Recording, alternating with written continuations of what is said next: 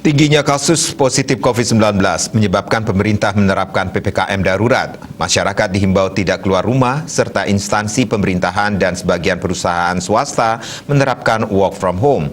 Meski demikian, masyarakat tidak boleh panik dengan keadaan ini. Keadaan ini membuat pelaku usaha mengalami dampak yang signifikan. Salah satu pengusaha ayam betutu anak Agung Gede Bagus Udayana mengatakan, semenjak pandemi pihaknya sangat terdampak bahkan harus mengurangi menu yang disediakan. Namun menurutnya kita tidak boleh menyerah dengan keadaan, harus terus berusaha dan berjuang dengan tetap terapkan prokes dengan ketat. Di masa pandemi, manajemen keuangan serta waktu harus bisa dikelola dengan baik. Di saat ada pemasukan harus bisa disisihkan sebagian untuk dana cadangan, sehingga pada saat keadaan ekonomi menurun, dana tersebut bisa dimanfaatkan.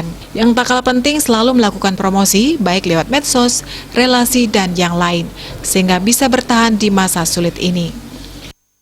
Saya mengatur juga manajemen keuangan, manajemen waktu, dan lain sebagainya, sehingga di saat turun, kan bisnis kita nggak tahu kan, turun naiknya bisnis. Di seandainya kita turun, kita punya siap dana untuk membackup, dana cadangan untuk itu.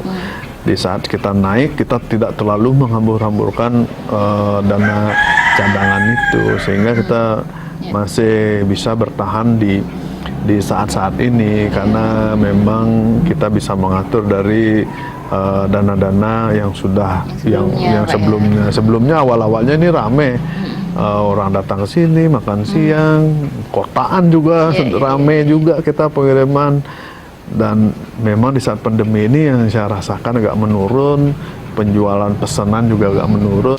Ditambahkannya, kita tidak tahu sampai kapan pandemi ini akan berakhir.